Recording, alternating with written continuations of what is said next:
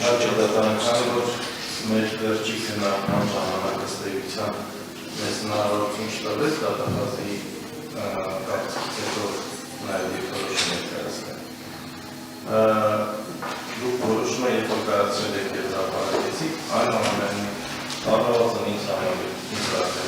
անհասկանալի մնաց, որ փուլում պետք է անձնամխելիության հարց քննարկել։ Դատական, ավելի շուտ ոչ թե դատական, այլ իրավական պրակտիկան մեր երկրում, ամենայն դեպս մինչև այս բանը ձևավորվել այնպես, որ դատախազը մեղադրանք առաջադրելուց առաջ նոր կամ լրացնելու մեղադրանքները գալիս է ազգային ժողով եւ ներկայացնում է այդ հարցը ազգային ժողովից, ստանում է համաձայնությունը, որից հետո որոշում է ստորագրում։ Մեր դեպքում ստացվել է այնպես, որ դատախազը երկու անգամ 2024 թվականին եւ վերջ անգամ 25 թվականին որոշումներ է ստորագրել նոր մեղադրանքներ առաջադրելու երկու գործող ազգային ժողովի պատգամավորների, կոնկրետ դեպքում պարոն Մարիամյանից առանց ազգային ժողով մուտք գործել։ Դատախազի հիմնավորումը այն էր, որ մենք արդեն ներգրավված ենք եղել որպես մեղադրանքներ, մենք արդեն հաստական հանգամանքներ եւ այլն։ Բայց ես ուզում եմ հիշեցնել, որ մարտին գլխավոր դատախազը եկել էր ազգային ժողովի մեկ այլ պատգամավորի անձնամխելիությունից զրկելու համաձայնություն ստանալու, այն պարագայում, որ նախաքննության փուլում բոլոր նույն հաստական հանգամանքները ունենալով նոր մեղադրանք են առաջադրել։ Հիմա ինչ է ստացվում։ Ստացվում է, որ դատախազությունը եւ մեր իրավական պրակտիկան ենթադրում է, որ անձնամխելիության ինստիտուտը ավելի պաշտպանված է նախաքննության փուլում, քան թե դատաքննության։ Այսինքն դատաքննության փուլում գործող պատգամավորին կարող է անընդհատ նոր մեղադրանքներ առաջադրել առանց անձնամխելիության հարց քննարկելու համաձայնություն ստանալու։ Ես ուզում եմ սա մենք արձանագրենք, որ այնուամենայնիվ նմանատիպ իրավական պրակտիկա չկա ձևավորված, սա նորություն է լինելու, եւ ուզում եմ նաեւ մեկ անգամ եւս ձեր ուշադրությունը հրավիրել այդ հանգամանքին, որ սա նաեւ պատասխանում է Հայաստանի Հանրապետության միջազգային ստանալած պարտավորություններին, մասնավորապես ԵԽԽՎ-ի գործող կանոնակարգերին եւ դրույթներին։ Մեկ անգամ եւս ֆիքսենք։ Այսինքն դատախազի դիրքորոշումը որն էր, որ նախաքննության փուլում գործող պատգամավորի անձնամխելիության համար կարող է գնալ ազգային ժողով եւ նոր մեղադրանք անել, դատաքննության փուլում նմանատիպ պահանջ չկա։ Իսկ ո՞րտեղ է դա վերացել։ Հիմա ես նորից ուզում եմ ասեմ, որ երկու գործող ազգային ժողովի պատգամավորների դատախազները երկու անգամ որոշում են կայացրել 2024 թվականի հոկտեմբերին եւ 2025 թվականին առանց ազգային ժողովից ստանալու անձնամխելիություն։ Եվ հիմա այն համար անհասկանալի է, եթե այս մեղադրանքը արդեն առաջադրված լինի, եւ մենք մտնենք, չգիտեմ, 319-րդ հոդվածի ինչ-որ ընդհանրակարգերով քննարկում։ Այդ որ փուլում պետք է քննարկենք անձնամխելիություն։ Ով է գնալու ազգային ժողով անձնամխելիության հարցը ներկայացնել։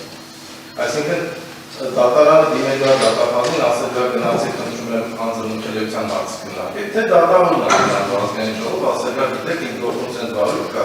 դատախազ sense բան։ Բայց ուզում ենք հասկանանք այս իրավական անորոշությունը ո՞ց է վերանալու։ Կամ երբ է վերանալու, որտեղ այս իրավական անորոշությունը, եթե sense շարունակվի, ըստ էության քննարկումը պետք է դառնահավաքվի նաև Եվրոպայի խորհրդում։ Որտեղ ինչու՞ կարելի է sense շարունակել։ Մենք ասում ենք, որ եթե նոր մեղադրանք կա, պետք է գնա ազգային ժողով, մենք ասում ենք համապատասխան փուլում կքննարկենք։ Համապատասխան փուլը իրավական պրակտիկան դատախազության կողմից ձևավորված, եթե նոր մեղադրանք առաջադրվում, եւ դա պետք է կապ չունենա ընդհանրապես դատաքննության փուլում, թե նախաքննության փուլում։ Եթե նախաքննության փուլում գնում են ազգային ժողով եւ պահանջում են համաձայնություն, դատաքննության փուլում ֆինուրը առավել ևս, որ դա շատ հստակ է եւ պարզ է։ Դրա համար մեզ համար այս բարեբության կոնկրետ ես արձանագրենք, որ խիստ իրավական անորոշության մեջ են գտնվում, այն իմաստով, որ ոնց է ես ընդհանրապես մասնակցելու, շարունակելու մասնակցել այս պրոցեսին այն տեսակետից, ոնց ենք պաշտպանելու մեր իրավունքները եւ ինչից ենք պաշտպանելու։ Որտեղ ես հետո չեմ պատկերացնում հետագա դեպքերում, եթե հանկարծ դատարանը որոշեց, որ այո, անձնամխելիության խնդիր կա, ես պետք է հաղթահարեմ։ Ոնց է հաղթահարվելու։ Երբ որ մենք արդեն քննարկում ենք կոնկրետ մեղադրանք։ կամ մենք քննարկել ենք այդ մեղադրանքը առաջադրված լինելու արդեն, եւ մենք քննարկել ենք քրեական հետապնդումը դադարեցնել, չդադարեցնել,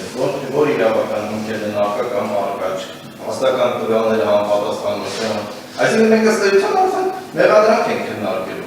Մեր ասածն այն է, որ այդ մեղադրանքը առաջադրելուց առաջ եկեք մի բան ֆիքսենք, այնուամենայնիվ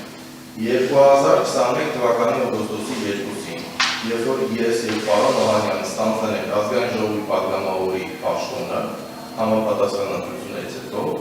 300.1 հոդված Հայաստանի Հանրապետության քրեական օրենսգրքում գոյություն չուներ։ Այսինքն մենք դարձել ենք պատգամավոր առանց նմանատիպ քրեական օրենսգրքի կարգավորման հոդվածի։ Դրանից հետո յուրաքանչյուր նոր մեղադրանք, որը պետք է առաջադրվի ազգային ժողովի պատգամավորների, պետք է առաջադրվի բացառապես ազգային ժողովի համաձայնությամբ։ Հիմա մնացած բոլոր իրավական այս վերլուծումները բերել են նրան, որ այս իրավական անորոշությունը շարունակել է մնալ եւ համենայն դեպս նորից ուզում արձանագրել, որ մենք հայտնվում ենք ռեժիմը, որ անվերջ շտապում են միջազգային ստանդարտներ պարտավորությունների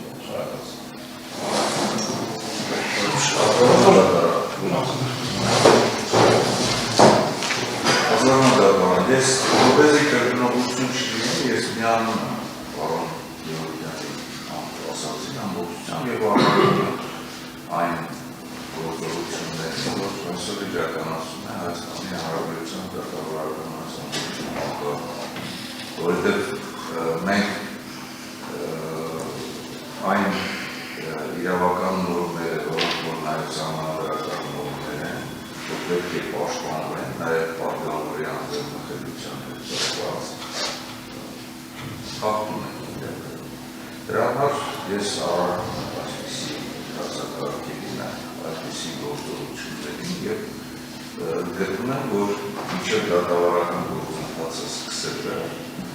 իրականում դատախազությունը պետք է մտնել սահմանադրական դատավարանի սահմանադրության համաձայն ազգային ժողով եւ անձնագրության հարցը քննարկվել, որից հետո այս գործընթացի